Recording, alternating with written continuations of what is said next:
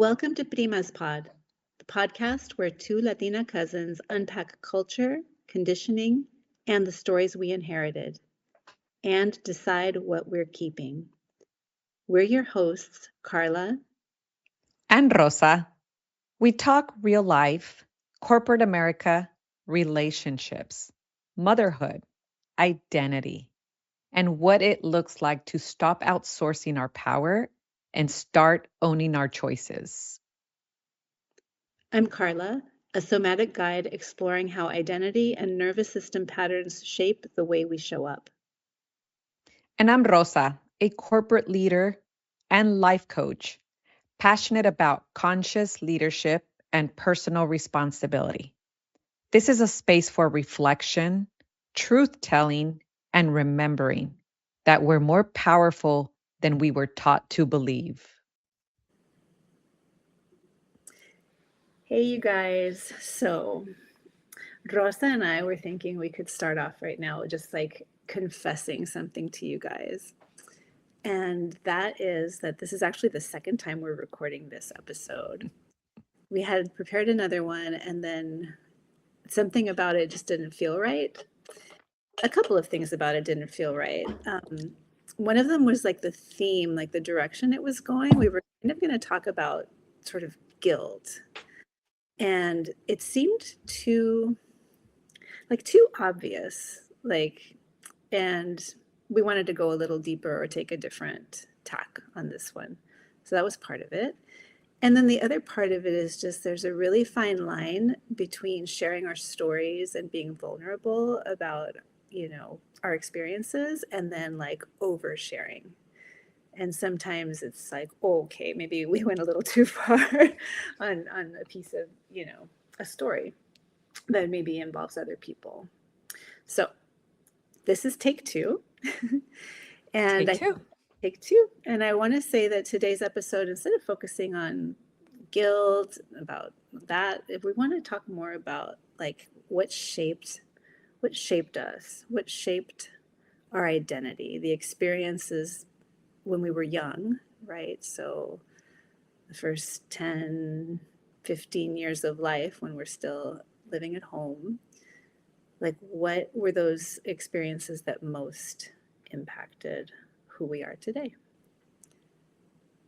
and how we adapted in our family. Yeah. And so I'll start with you, cousin.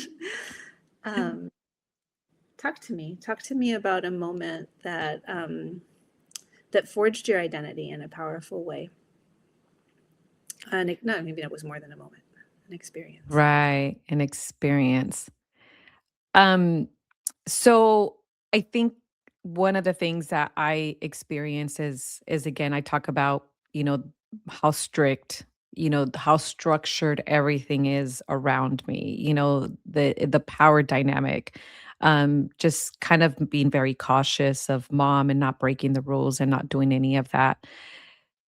I think going into because there was such a structure system, I was a really good student. I got really, really good grades, very, very smart.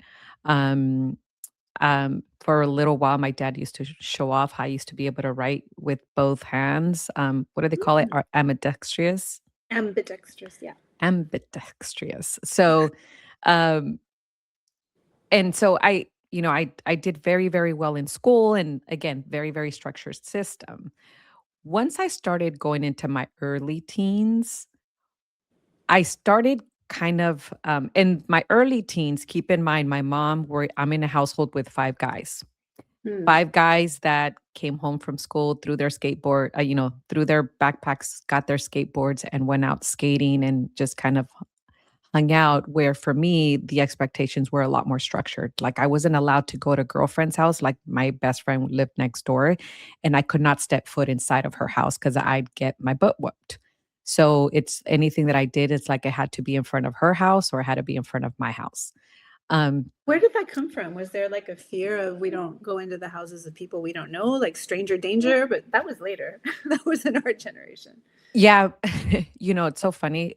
I just recently saw somebody post a meme like that would, everything with like going on with the Epsteins, like, that wouldn't happen in a Mexican household because, they don't let girls stay anywhere, like, parents don't That's allow for women.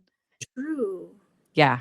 So Can I interrupt with something on that? yeah. Yeah, so my grandmother used to have a thing that we were not allowed to have closed doors in the house. I don't know if I've said that in another episode, but she didn't like it. And I didn't, it bothered me a lot at the time because I thought, once I started to realize what that was about, because she used to say Yeah. that, I thought, well, that's disgusting because the only people in this house are my cousins. Like, why would Right. anything weird happen with my cousin? But looking back later, much later as an adult, I thought, holy, you know, Yeah. something bad probably happened to her at the hands of a relative 100%. or So I some. think yeah. And there was something, there was molestation in our family, like, that was brought on. So I think my mom knew about the molestation that happened to some of her siblings, so I think that that's where that came from for sure. I really think that it does come from a place, but I was never allowed, but it almost felt like there was no reward system for me. Like, anything that I did, if I got good grades and I did all my chores and I cleaned the house, there's no reward system for me. There Jeez. was no, and I started getting angry about it. Like, I just started becoming very resentful about it. Like, how come I can't go with my friends? And how come I can't go here? And how come I can't do that? And how come and how come the boys can do that? And I just started becoming very angry to the Double point. standard. Yeah. I almost feel like that there was this little feminist in me, like, it's so there's such inequality here. Like, what's going on? Yeah. But it wasn't, I couldn't have the conversations with my mom because if I said, "Hey, can I go to my friends? Like, please, like she's next door, her parents." My mom would say, "You ask again, you're gonna get your butt whipped." So it's like, the minute she said no, it was like it was shut down. And so I started rebelling. And the way I started rebelling was I started ditching school because that was the only time that I can go have fun with friends. And it's like skipping school and jumping, after third period in junior high, jump the gate, let's go somewhere, let's go have some. Or let's go Hmm. to a ditching party. There was some fun ditching parties back then. Ditching part. Um, yeah, ditching parties. Oh, I have funny stories with those. But I went to so I Catholic would school. There were no ditching parties. We did other things though. yeah. No, there was fun ditching parties, but always had to be prepared that if the cops arrived to the ditching party, you better have some tennis shoes and you better have, like, things that you can climb walls with. Oh, sh- Anyways, but these are so I wild. started kind of rebelling against, that structure that I had no reward system, so I started rebelling, and so my mom's beatings were more aggressive because it came to the point where I just didn't care. My Mm, mom I would say, "Hey, it's my best friend's quinceañera. She's gonna be 15. Can I go to her? Can I go to her quinceañera? Like, please, please, please." And she'd be like, "Nope, you cannot go. It's nighttime. Like, a girl has no business being outside at night. You mm. cannot go." And I would go into my room and I would get ready and I would jump out the window and I would go to the quinceañera. My view of it was like, I mean, you're gonna hit me, so whatever. Just like, like, I can handle the hitting. Like, I started kind of mentally, understanding, like, it's the beating. It's gonna hurt for a little while. Like, I'll get over it. Like, I just didn't care. And it got bad to the point where I ended up running away from home Mm. because I think that it became too much of a combat. And so I ran away from home at 14.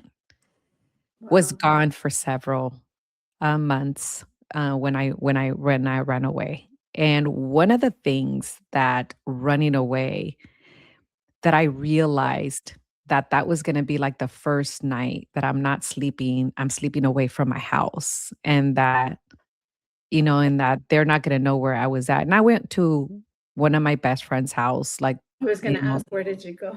Yeah. I went to one of my best friend's house, and thankfully, like, I knew her mom, and her mom really, really liked me because her mom knew that I was a good kid. I was a super good kid. So I went to her house and I talked to the mom and, I kinda told my best friend what happened. My best friend talked to her mom and said, "Hey, this is going on." I'll never forget that lady. Her name's Olga, and she's like, "I got you. Like, don't worry about it. Like, let's just call your dad. Let's let him know that you're here." Because my mom and my dad were divorced. I have no idea where my dad was at, to be honest with you. Like, I know he didn't live in Southern California at the time, Mm. but my dad has lived in so many different places. I really didn't know where he was at. Like, Yeah. he's lived in like La Paz. Mm. He lived in so many different areas. I really didn't know where he was at. Yeah. But I did reach out to him and, told him what happened, and he talked to the lady, and somehow they made an agreement where my dad told the lady, like, "Hey, I'll send you money so you can take Mm. care of her," like, kinda like child support.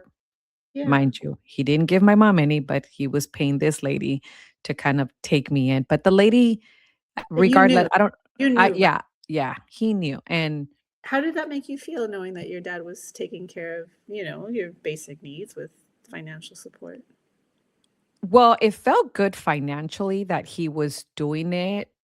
I think the part that also hurt was that he didn't come and run to me and kinda say like, "Oh, I need to go to Southern California. I need to move out there. I need to get an apartment for us. I need to do this." Like, Mm. it's almost kind of like, I need some family right now, like, I feel so alone, um, It would have been and my nice. dad just kinda threw money at it, like, you Yeah. know? But I will say, like I said, this friend's family, like, her mom was so sweet because I don't know how much money my dad was really giving her, but, first thing she did was, like, take me to go buy me, like, like, my clothing, like, to buy underwears because I didn't have anything, like, she just took me to You just ran away with nothing, right? so she just, like, went to go buy me, like, little things, like, I don't even know if she had already gotten money from my dad, but, you know, um, she just kind of like, "We got you," and I still kept going to school, like, I didn't quit school, I didn't, and, mind you, I wasn't drinking, I wasn't partying at that time, like, I didn't run away to do all those things, I was still a virgin, and but I knew that how my family is, like, I felt like my family is so gonna think that I'm doing the worst out in the streets, like, I know Mm. that right now I'm the black sheep, like, my family probably thinks, like, I'm worthless, and that was a thought that was lingering in my 14-year-old mind, like, my Mm. family probably thinks that I'm doing all of this other crap that I'm Mhm. really not, Right. um, and I kept I the it was crazy that it happened to me so young, but at 14 years old, I started saying, "Who cares what they think? Like, I know the truth. I Mm. know the truth. I know who I am. I know Yeah. what I'm doing." Um, but it also and I'll say the other thing that I will say that even though, my upbringing was very structured, it was also like, I'm so glad that it was filled with a lot of values and morals and those type of things because Mm. I realized during that time that I did have a little bit more freedom, Mm. that I did have that value system, that there were certain things that I was like, okay, even though I don't have adult supervision, I Mhm. knew to draw some limits there. Yeah. So that definitely is something that stands out to me, like an experience for me Mm. that I think it kind of initiated like this hyper independence, Mm. um, but also kind of not really caring what anybody says, like what anybody's thoughts of me were, that as long as I knew that I should be okay with that. And that was like a little voice that I just would tell myself. Yeah, hyper independence and self responsibility, even at that age, Yeah, and the word reputation comes to mind. Like sometimes that's like that's everything, right? And it's it but you is. but you realized it's like I don't you didn't care so much how other people saw you or labeled you or you maybe imagined that they were labeling you. Like the only thing that counted for you was what you knew about yourself.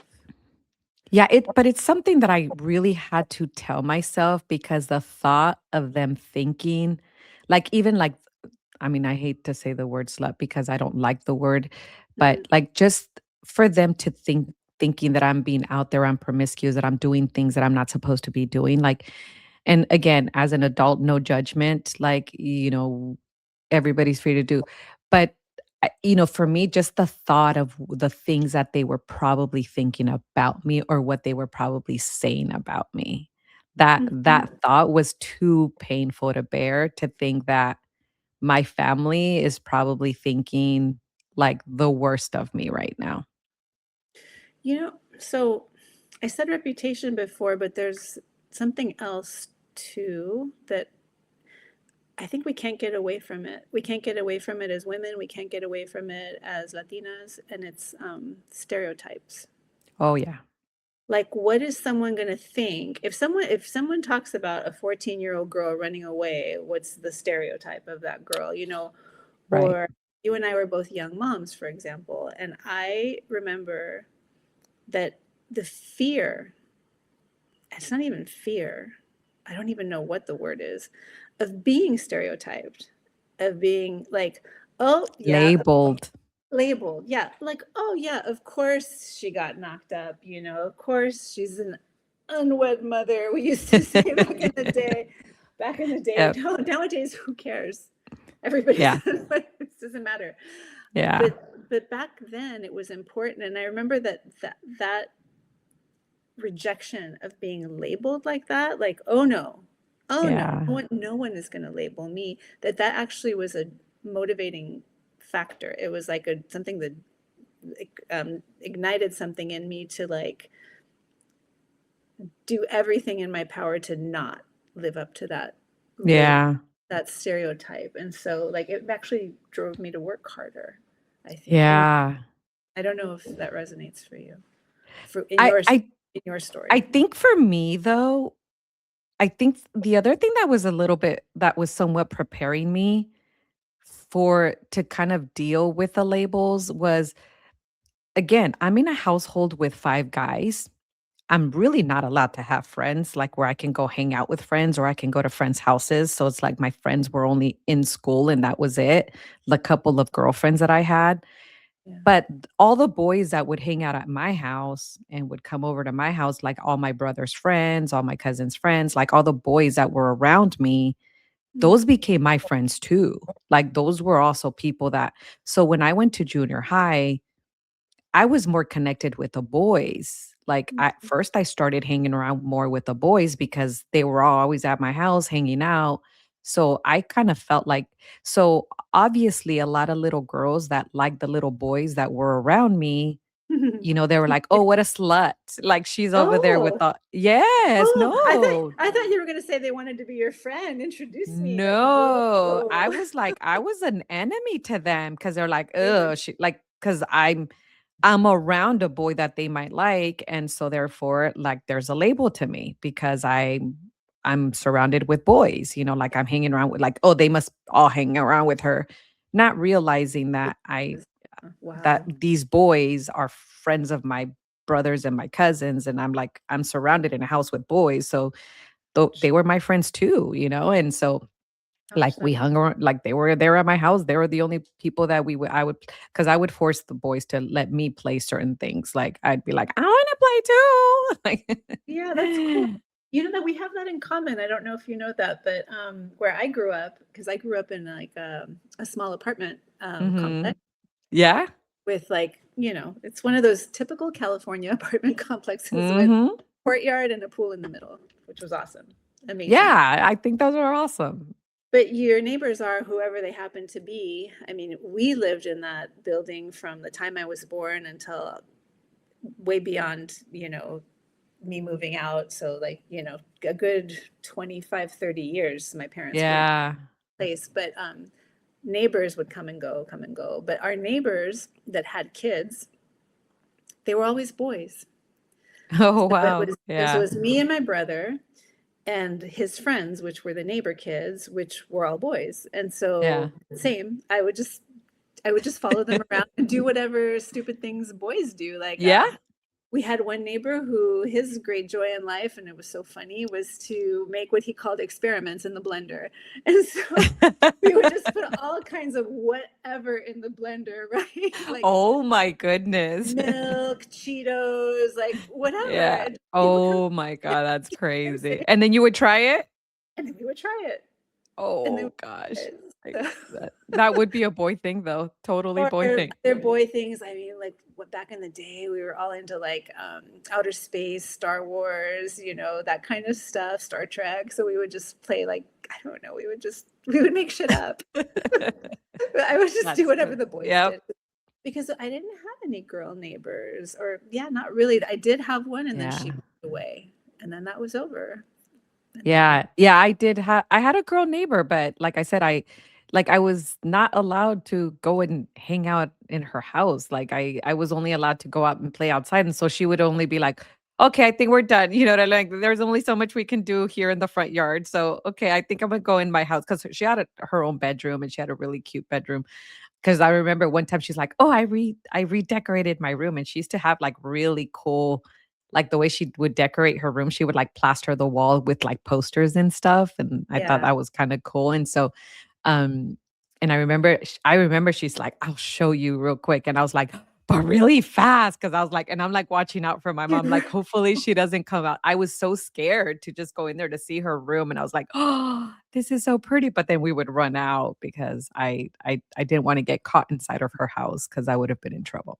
you're right. By the time we get to the middle school year, like we want to hang out inside, listen to music, chill out. Yeah, It's like when you're younger, it is more about like, oh, let's go roller skating or something, yeah, and that you yeah. can do. But by the time you're in middle school, junior high, then it's a whole other world. Hmm. Yeah. And that's I think that shaped me a lot too because again, I was I think that just, the way it was like, why did the boys get to do what they want? Is like, how come I can't? And I think that that's where that a little bit of that resentment came in. That's why I started, like Wasn't doing fair. bad at yeah, Yeah. it wasn't fair. And I built like a lot of anger and resentment. And I mean, and it's sad to say because like my mom had at that time, she had 3 kids. I'm the eldest and 2 boys. And you would think that the boys are the ones that gave her the hardest time, but it was me. Like I gave her a hard time. And, You challenged. but I challenged it. I challenged her because I was like, wait a minute. Like I was questioning a lot. I was like, it didn't feel fair. And, and yeah, I built the resentment. And I think that that's what led to my runaway. So, like, I'm hearing things that were important to you were things like freedom, personal freedom, and justice too. That equality, right? Like, Yeah.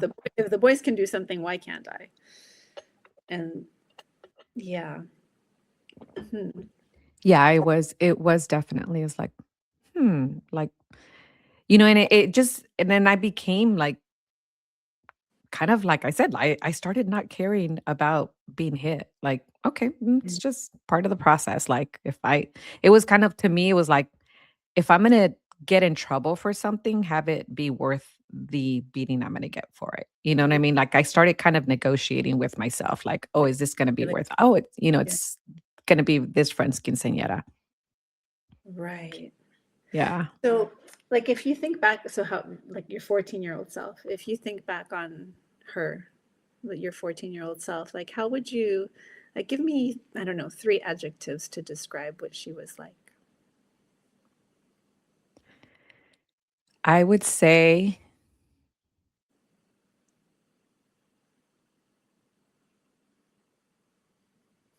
oh wow. I'm like, even Take your time. I'm like, oh wow. Um, I'm gonna say super strong, Yeah. um, resilient, and I'm just gonna say, independent. Mhm. Yep. because I think that even though I had a wonderful family that took me in, I think that I definitely felt really, really, really alone. Yeah. So I think that that's where that independence, like, I only have me. Yeah. And when you felt alone in the world, away from your family for 6 months at 14, were you more sad? Like what kinds of feelings did that bring up? You know what the funny thing is? That I think that when during the period of time that I was away from home, I didn't think about, like, I didn't focus on, like, well, they're not looking for me or they're not calling me. I Mm. didn't think about those things. I didn't I think that trying to kind of I was more focused on trying to offer my own self comfort. Mm. I know who I am, like, I'm Mm. gonna do the right things, um, and yes, I like I said, and I started having a little bit more freedoms, but even having a little bit more freedoms, it didn't all of a sudden feel like, well, yeah, this is what I want. I want this freedom so I can just go crazy and I can start doing all this crazy stuff. It wasn't even like that. Like I realized that even having more freedoms, in this new household, I started recognizing that who I was still very private and was still very kind of somewhat conservative and in like I still kind of kept like my guard with people. I wasn't very trusting of people Mm. because I realized that when you're in such a structured household and everything is so structured around you, Mm. you kind of don't have to really worry about anything else because you're not really being exposed to all kinds of other stuff. So you really don't know how to navigate in a lot of other situations because you've never been put into them. You're not being exposed to them. You're being very protected. You're in a bubble.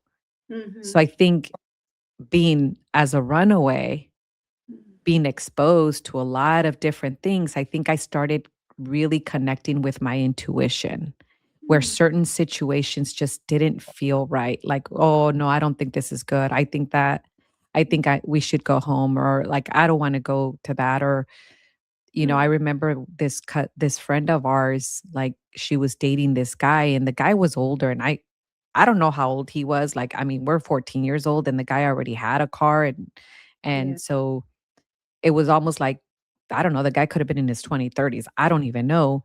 But it's Yeah. almost like he would try to persuade us to go with him to like certain places. And I would be like, Yeah. no, it doesn't feel right. Like this does not feel right. Yeah. So I started kind of really connecting to my intuition and figuring really out who I was out there in the world. Um, it felt really, really alone, but then I also kind of started kind of having a little bit of that gratitude because I did feel like I did recognize, like, you know what, even though my family might think that I'm doing all this crazy shit, like to me, it was like, I felt grateful that I really like, I had a value system, like, I had morals, like, I was not gonna all of a sudden just go crazy because I was out there. Yeah. I mean, you took on a lot of responsibility quickly. Yeah, Um, and it sounds like, I mean, good job because it sounds like you were speaking kindly to yourself. I had to, because I had to because I think the thought of, like, my family kinda seeing me as trash, because I really kind of felt like that's like, to them, I was like trash that was discarded, like, "Yeah, you're not worthy here, like, bye, leave, and don't come back." And it Mm. felt that way because they weren't looking for me, It like, nobody came and said, "Hey, like, this needs to be like, it felt that way, and so rather than focusing on what it felt like I felt like I was discarded, like, "Okay, I'm not Mm. gonna follow the rules there, and I'm gonna be rebellious," and so, they really like, at this point, it's just I had to really I think I would have done a lot of damage to myself, and I'm so happy that I kind of started really saying, like, "You know who you are. Like, who cares what they're thinking? Who cares what they're saying?" Hmm. Because I think I definitely brought that into my adulthood, and I think it's been a lifesaver. Yeah, I do want to talk about that in a second, how you brought that strong, resilient, independent 14-year-old. She's still very much a part of you, and I do want to talk about that in a second. But I first am curious about something else that I know about you that maybe we've talked about here before.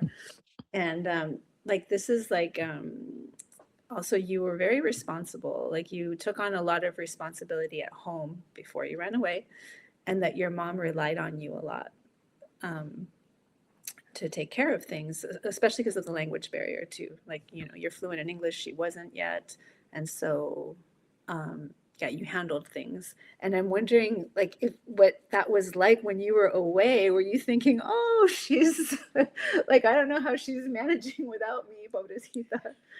Did it? I did you know what? I didn't think about it. I Okay. did not think about, like, like that I'm no longer. And yeah, I've always been the type that, they would say, "Oh, I went to the bank and they told me this at the bank and they said this to," and I'd be like, "Wait a minute, that doesn't sound right. That Mhm. doesn't sound fair." You question. And yeah, I would question it. I was like, "Wait a minute, that sounds so," and again, injustice, right? To me, it was kind of like, that's not fair. Like, how can that even be legal or how is that even possible? Hmm. And I remember that, and back in the good old days, you guys, for Hmm. some of the young people that are listening to us, Mhm. we would if we had wanted to research something, we had to go to the library. We would look through these little drawers, and we would look up the topic, whatever we're finding, like, if you're like landlord tenant laws, or you're trying to look up to see, like, a bank, can a bank do something? What are the rules in a bank, when you're banking with something? I would just go into the library and I would do a little bit of research, and I was like, "Mom, they're ripping you off and no, no, no, no, no, and they're doing this and At you. and So and you're a champion for other people. Like you're a protector of the little guy, you know? yeah, but I was always kind of things that didn't sound fair. I'm like, "How is that possible? Can they really do that to you?" Um, I did the same thing with my grandma. Like, my grandma would be like me, or she would, like, read something to me, like, she got this letter and she would read it to me. I'm like, "Wait a minute. Why is this letter like this letter sounds like I don't know if that they can do this?" So I was the one that would read, translate, documents and do things like that. And till this day, I still like love to do stuff like that. I don't do it as much. I'm not I think that now I know, we can easily know where to find answers, but I think that but it's still I was very kind of like I really love to do that. Hmm. Yeah, it But I just didn't came. think about it though. I think thinking about, like, how I'm gonna be, like, the way, like, "Oh, I'm not gonna do this for them," or I'm not I think that was too painful to think about. Like, it was too painful to think about what's going on at home without me. Yeah. So Yeah. I think that I blocked it out. I remember more of me having conversations with myself, talking me out of, like, dark places. That's Yeah. what I remember more than anything. Yeah, you were too busy taking care of yourself to like worry about. And it shows like you have a certain purity of heart too, because there's a part of me that's kind of mean and would have thought, "Ha, let her figure it out on her own," but you didn't do that. You were worried about what was most important and which is you. Yeah. And yeah, in I think we use the term reparenting sometimes to talk about how we speak to ourselves, and I just think it sounds so much more beautiful in Spanish because it depends on whether Mhm. you're a guy or a girl, but if you're a girl and you're parenting yourself, we call it maternar. Mhm. Maternar, that's what you were doing. It's like your mom wasn't there, and you were being that mom that you needed for yourself. Um, Wow. Right now that you're saying it, I think that's exactly what I was doing Estabas maternar. because me estaba maternando. Mhm. And you did a good job. Yeah. No, and I really am proud of myself because Mm, although like and probably till this day, a lot of my family probably wonders a lot of the things like they can only imagine or think that things that I might have been doing.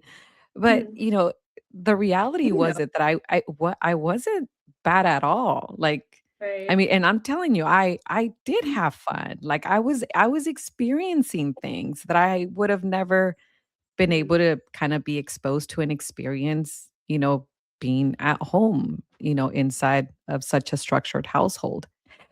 So I yeah. hmm. That's beautiful. Thank you for sharing your story. And yeah, the other thing I wanted to bring it back to was how this having to grow up so quickly, because you did, how that served you later as an adult in any capacity you want to share, whether it's in your work as a mom. I think it served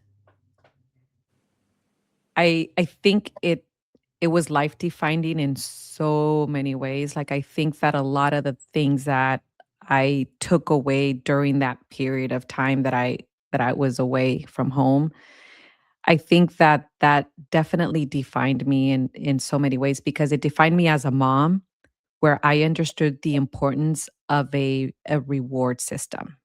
That, Mm, we set expectations. We set up a structured household, we set expectations, but there has to be a reward system also. mm, Where I don't just take because it felt like that. Like I'm just giving and giving and giving, but there was no reward system for me. And yeah. I rebelled. I got angry. And like that's kind of what made me just start not caring. And so I made sure that I set up a system with my kids without the hitting, but I made sure that if they were not gonna meet my expectations somewhere, it was gonna hurt them in the way that I was gonna take something away from them that they're really into. And my Mm, kids love soccer and they loved video games. So mm, taking that away from them was a horrible punishment, but it always kind of set the tone. I think in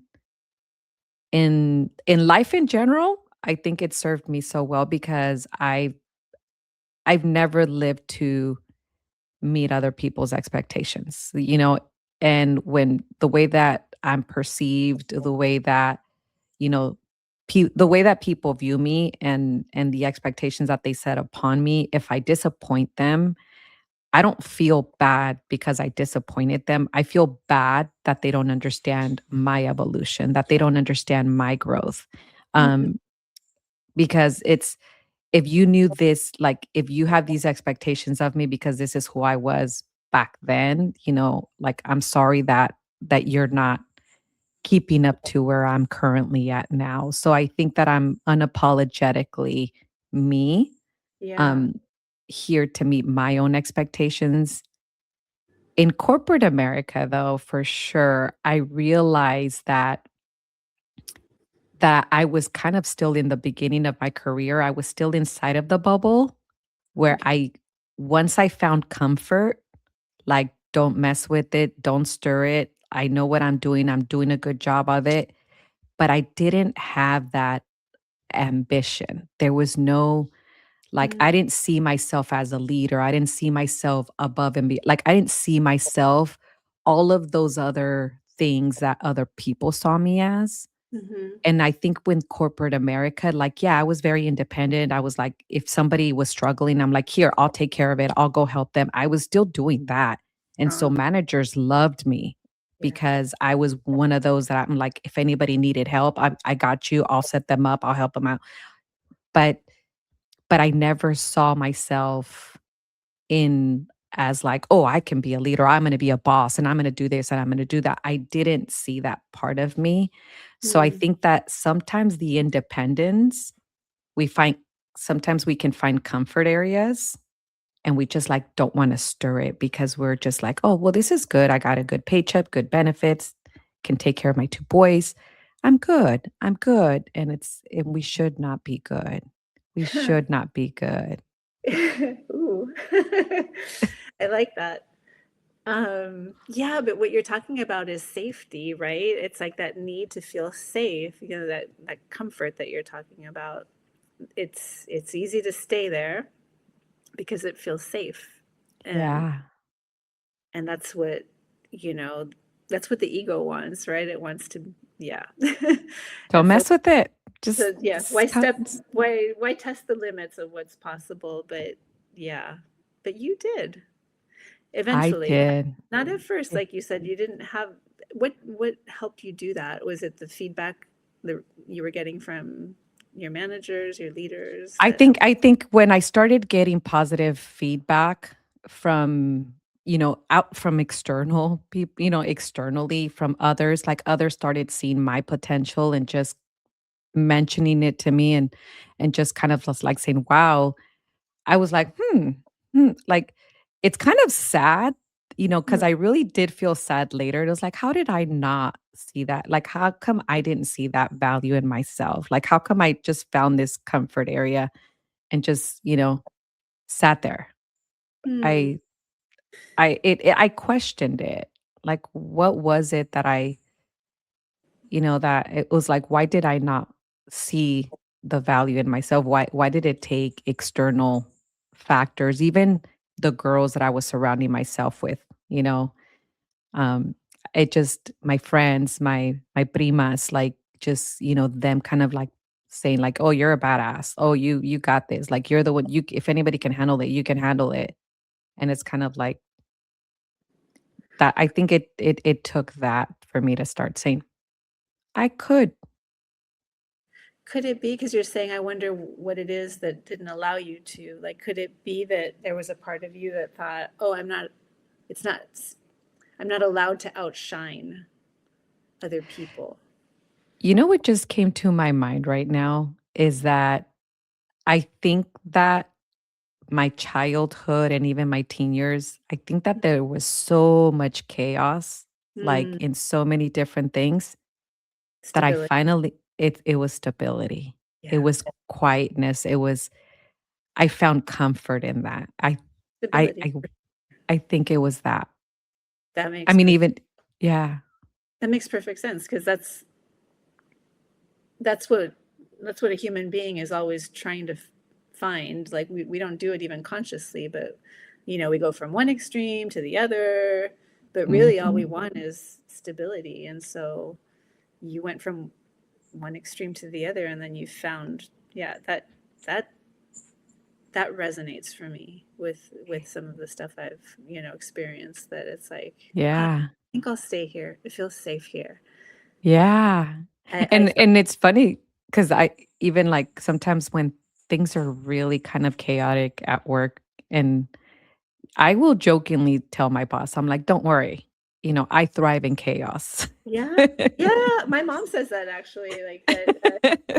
Yeah, if you give her like a real like not life or death, but almost Yeah, situation yeah. that she can focus. That's the one. There's something about that moment where she can be the calm in the storm, and that's a strength of hers. And yeah, that's cool. Hmm. Yeah. Well, we're getting onto the 40, almost 45-minute mark, so I think we should probably call it a day for this one. But we can, you know, we'll definitely keep the conversation going next time. What do you think? Anything else? Any other I you want to share before we sign off? just subscribe, people. Subscribe, support us. I Yeah, really appreciate all of you guys, and I appreciate you, primas. thank Love you. doing this. We Alright. appreciate you. Until take a quick moment to notice what stood out as you were listening and where you might have more choice than you thought. If you enjoyed what we shared here, consider subscribing so you don't miss future conversations. It's completely free. And if this conversation stirred something for you and you're curious about working with one of us, reach out. You'll find our Instagram QR codes at the end of each episode video, or you can DM us at carla.presence or Rosangelica Life Coach. Until next time, primas.